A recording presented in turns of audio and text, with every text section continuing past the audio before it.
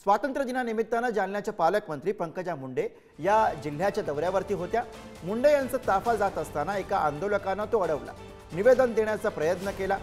अमित आणि गोपाल चौधरी हे गेल्या महिन्याभरापासून जालना जिल्हाधिकारी कार्यालयासमोर उपोषण करत होते। त्यावेळी पोलीस आंदोलकाला ताब्यात घेऊन जात असतानाच उपविभागीय पोलीस अधिकारी अनंत कुलकर्णी यांनी धावत जात आंदोलकाच्या कमरेमध्ये लाथ मारली।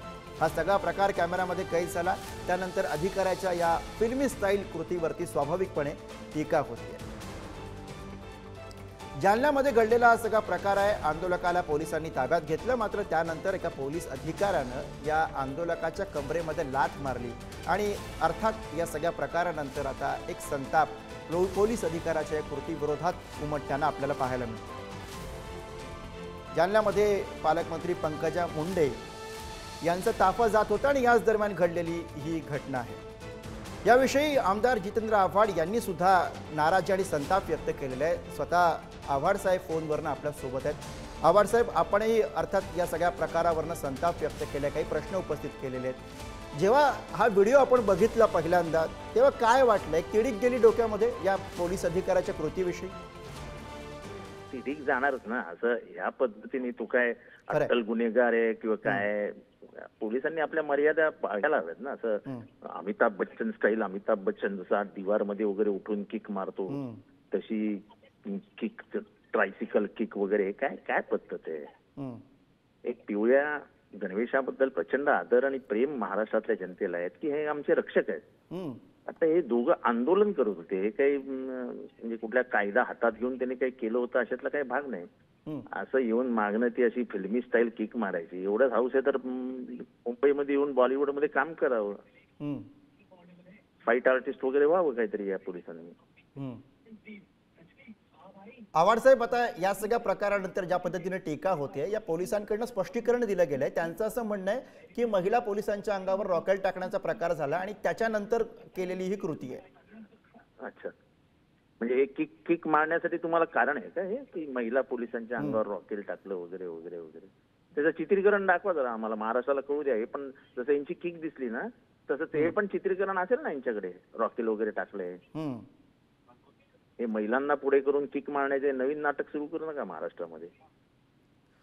खरं आव्हाड साहेब, पण या निमित्तानं याच्यावर पण बोलावं लागेल। काही प्रकरणं अशी असतात जिकडे पोलीस स्वतः गुन्हे दाखल करून घ्यायलाही तयार नसतात आणि इथे अशा पद्धतीने हिरोबाजी करताना दिसतात। ते गुन्हे दाखल करण्याची आता मर्यादा झाली आहे पोलिसांची।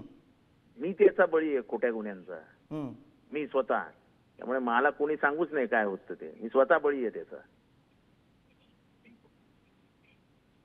बरं, धन्यवाद आपण दिलेल्या इतरांना काय जोडणार आहेत। धन्यवाद आव्हाड साहेब आपण दिलेल्या प्रतिक्रियेसाठी आणि मांडलेल्या भूमिकेसाठी।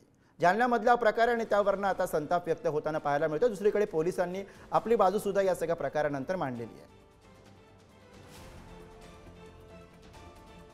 एकच मागणी आहे, गुन्हेगारांवर गुन्हा दाखल झालेला आहे कदीम जालना पोलीस स्टेशन मध्ये, परंतु पैसे खाऊन पोलिसांनी आजपर्यंत कोणती कारवाई केलेली नाही। ते गुन्हेगारांना पाठीची घालते आहे आणि इथला एफआयआर खामगावला जाऊन दाखल करत आहे। कोणत्या आधारावर करत आहे? कोणता कायदा निघला आता नवीन असा की गुन्हेगारांच्या तावडीत आम्हाला पाठवायचं, तिथं दोष आरोप टाकून?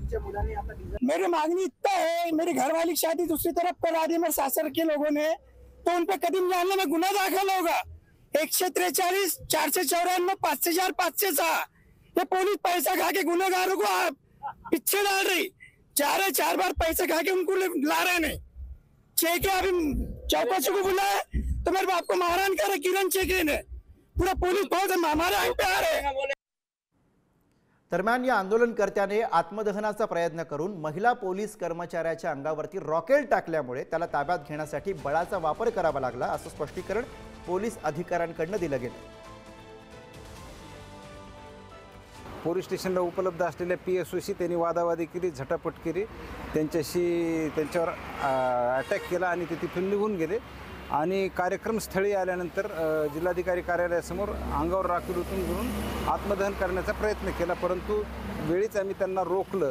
परंतु ते खूप आक्रमक झाले होते, ऐकत नव्हते। त्या झटापटीत त्यांनी आमच्या महिला कर्मचाऱ्याच्या अंगावर रॉकेल टाकलं। मग त्यांना ताब्यात घेण्याकरता आम्हाला थोडासा बळाचा वापर करावा लागला। आम्ही बळाचा वापर करून त्यांना ताब्यात घेतलेला आहे आणि त्यांच्या विरुद्ध योग्य कलमान्वये पोलीस स्टेशनला गुन्हा दाखल केलेला आहे।